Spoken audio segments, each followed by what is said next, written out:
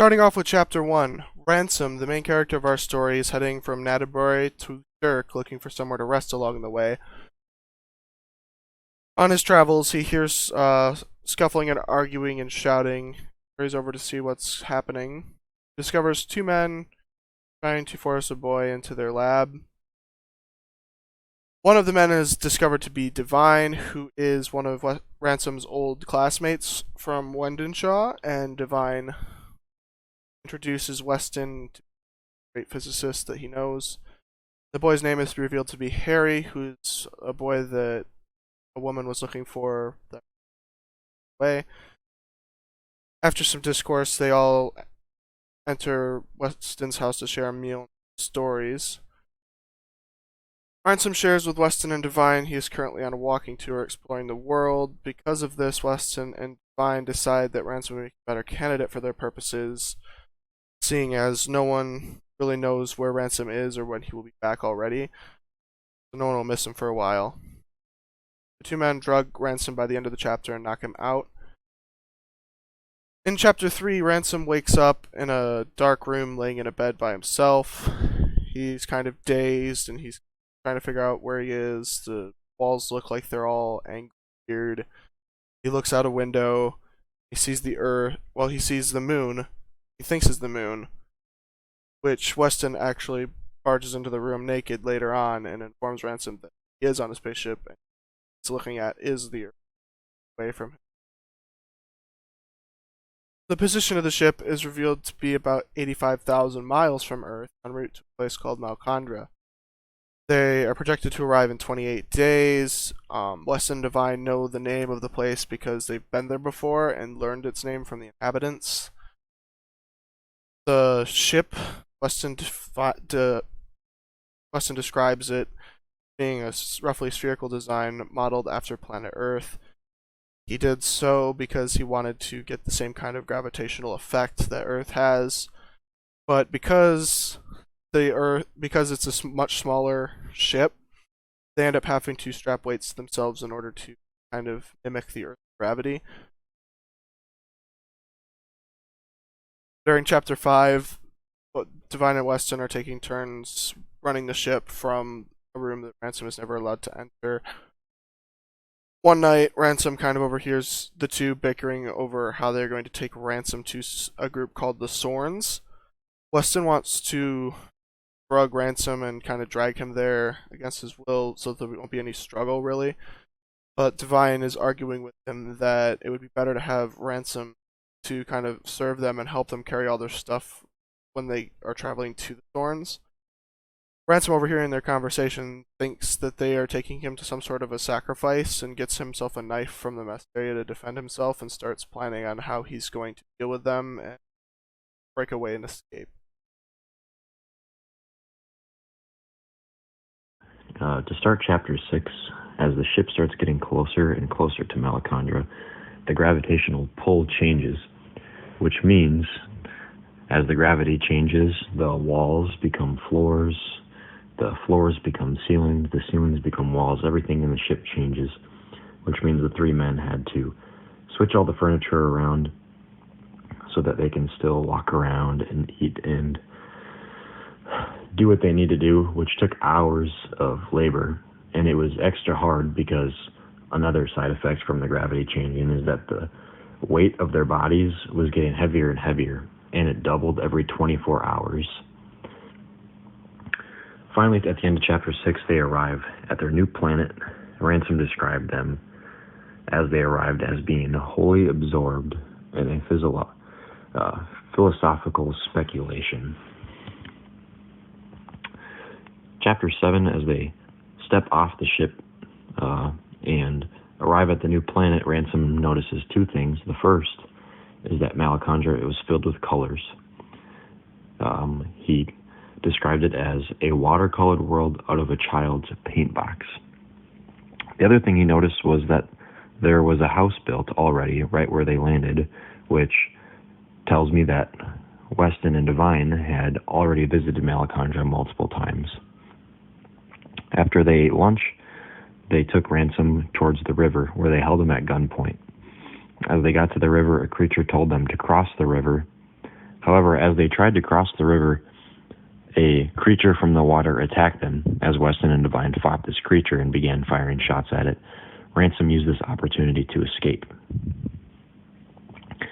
As he escaped, he realized that running was super hard after being cramped up in a ship for an entire month and not being able to move around. As he stopped running and found a quiet place, he prayed. Praying gave him the confidence to keep pushing. I can definitely relate to Ransom praying in this moment of hardship, as personally I find praying a great way to gain confidence and peace when things are going hard and difficult. As he pushes forward through this hunger and weariness, he tries talking to himself. And this is a comfort thing to kind of try and calm him down and keep his sanity. Then he decides to find a safe place to rest for the night.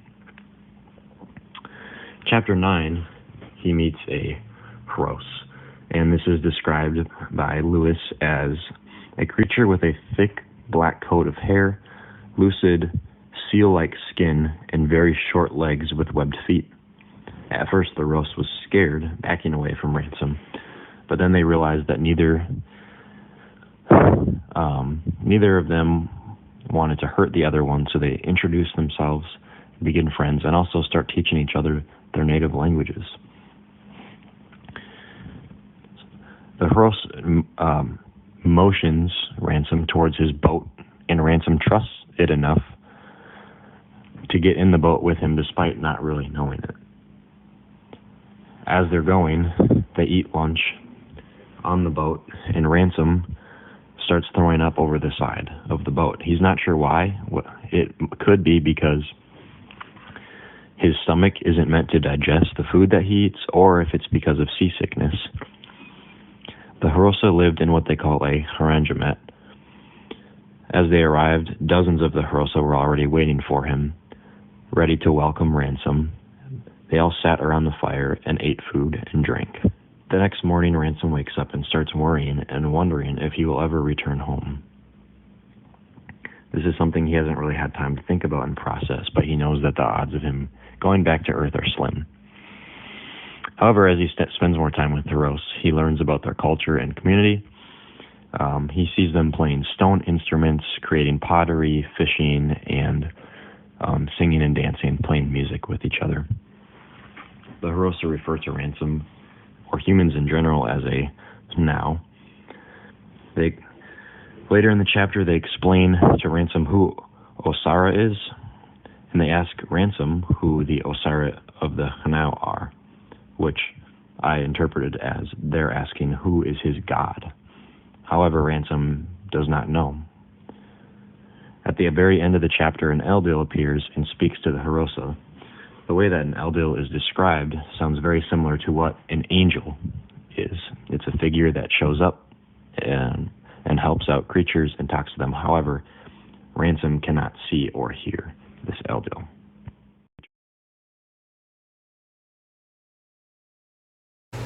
In Chapter 12, Ransom learns a multitude of new things from the Hross named Hjoi. These included things like the Hross culture and all the values that the Hross species have as well.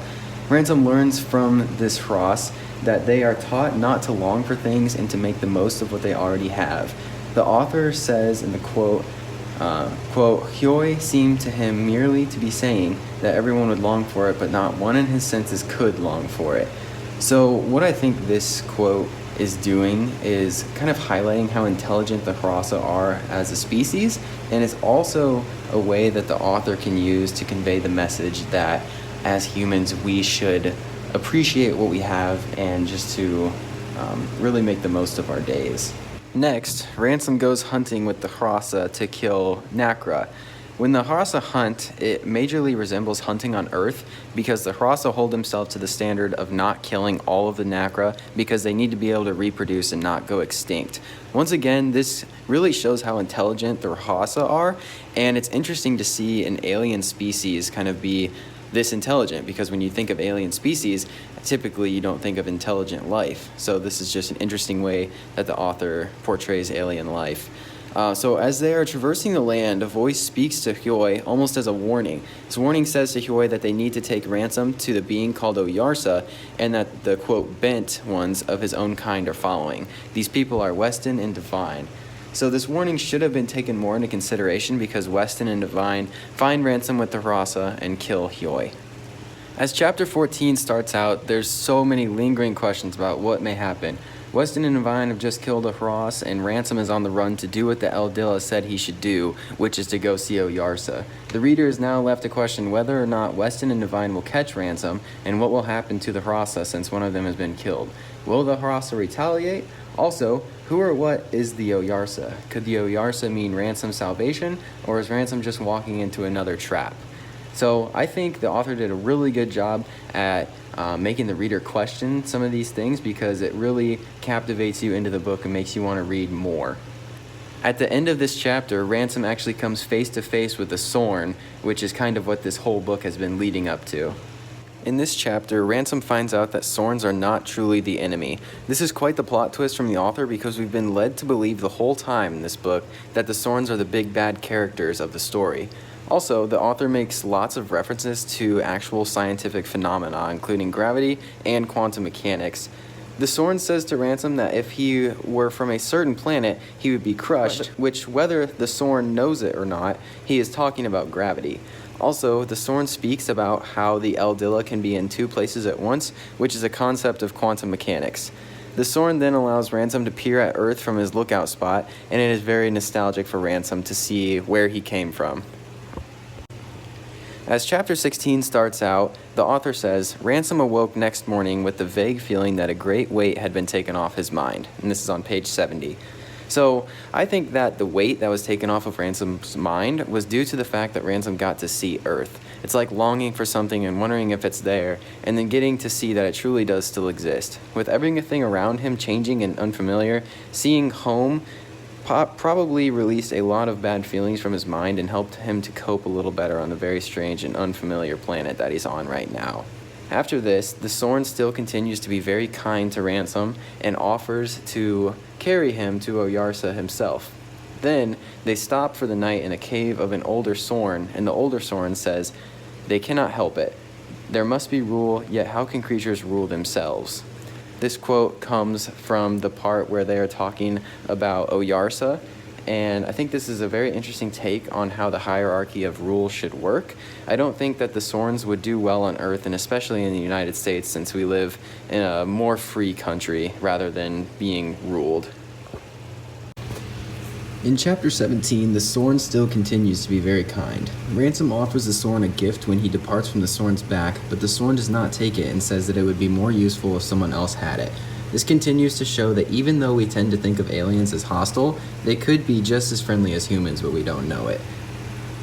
I think the author is also trying to portray that humans can lead other people astray very easily because Weston and Divine lead Ransom astray by making the Sorn sound scary from the beginning. There is also a religious connection in this chapter. When looking at the scenery, Ransom sees pictures of an Oyarsa-looking figure with a trumpet. Oyarsa is already a godlike creature on Malacandra, but this further confirms that the author is portraying that connection due to the fact that God and trumpets are very closely related. Then, Ransom meets a creature called a Faithful-Triggy, who challenges his thoughts on worldviews. In chapter 18, Ransom is finally heading out to meet with Oyarsa, and he wakes up in the morning and he starts heading out, and he finds that there's a huge amount of Hanau waiting for him there. And Oyarsa is talked about to be something of like a shimmer of light, and his voice is described as unhuman. It says that Oyarsa spoke in a more unhuman voice than Ransom had yet heard. It was sweet and seemingly remote, an unshaken voice. Ransom explains his reasons for running to Oyarsa and from those that he sent to collect him. And he also tries to explain humanism, or the preservation of the human race, to Oyarsa, because that's the reason why Weston is trying to conquer Malacandra. In chapter 19, Ransom and Oyarsa's conversation is interrupted by the Harassa that have captured Weston and Divine, and also bring with them the bodies of Hioi and two others that they killed while they were being captured. Oyarsa begins to speak with Weston and Divine, and Weston and Divine think that it's some sort of tribal witch doctor trick, and they see this old sleeping Hross, and they think that he's like the witch doctor, and so they try to talk. They like yell at the old man sleeping and try to bribe the others with gold, to which all of the other Hanau laugh at them because they're being pretty stupid. So then Weston is taken by some Hrossa to dunk his head in cold water because Oyarsa says he's hot-headed and he must be confused. And then after Weston leaves, Oyarsa unmakes Hioy and the other dead bodies. In chapter 20, Weston comes back from getting his head dunked in the water, and they dunk his head in 7 times and then 7 more, which is interesting because 7 is a biblical number quite often, and it might be a connection there. Weston then wants to tell Oyarsa why he's there, and has difficulty because he hasn't really learned the language, so he has Ransom translate for him.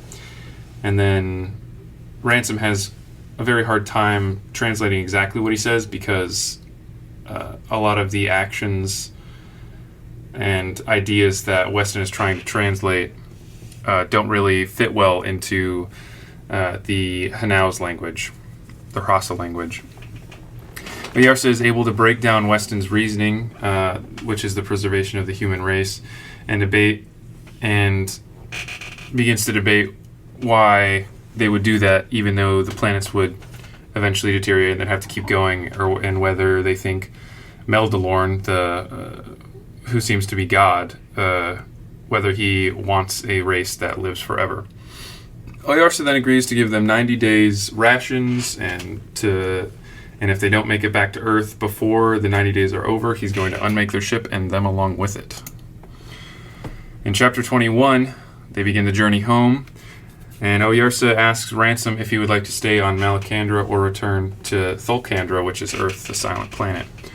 Ransom says he would like, after thinking for a while, he says he would like to return with the others. Oyarsa tells him that this is the correct decision and asks him to watch over Weston and combat his bent will of conquering other planets. The 3 humans then begin their journey home with limited rations, water, and air.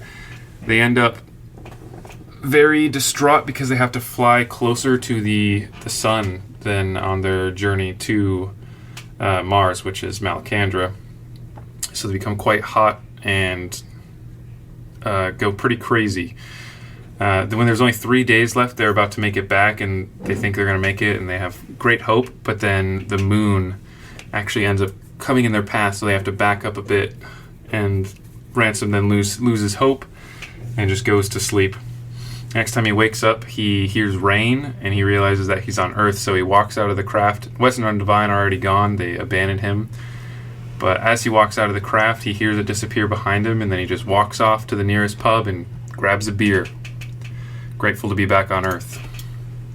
Chapter 22 is very confusing because it takes you out of the story and then tells you how the story came to be. Apparently, C.S. Lewis met a person in real life, and he was doing research on planetary or Platonists in the 12th century, and he came across the word Oyarsis, which it says he wrote it occurs in the description of a voyage through the heavens, and an Oyarsis seemed to be the intelligence or tutelary spirit of a heavenly sphere or of a planet.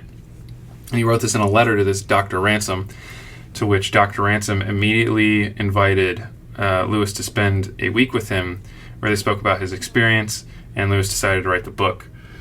Dr. Ransom suggested that they write it and advertise it as a fiction, even though he believes it to be true, to which C.S. Lewis argued that they shouldn't, and it should be a nonfiction, but Ransom said that it would reach a broader audience and probably reach more people if they advertised it as a fiction. So the whole story that you just read is less of a fiction and more of an account of this person. And he also says that at times he doesn't even know whether it's true or not, but it is what it is, and it is very confusing and very interesting at the same time.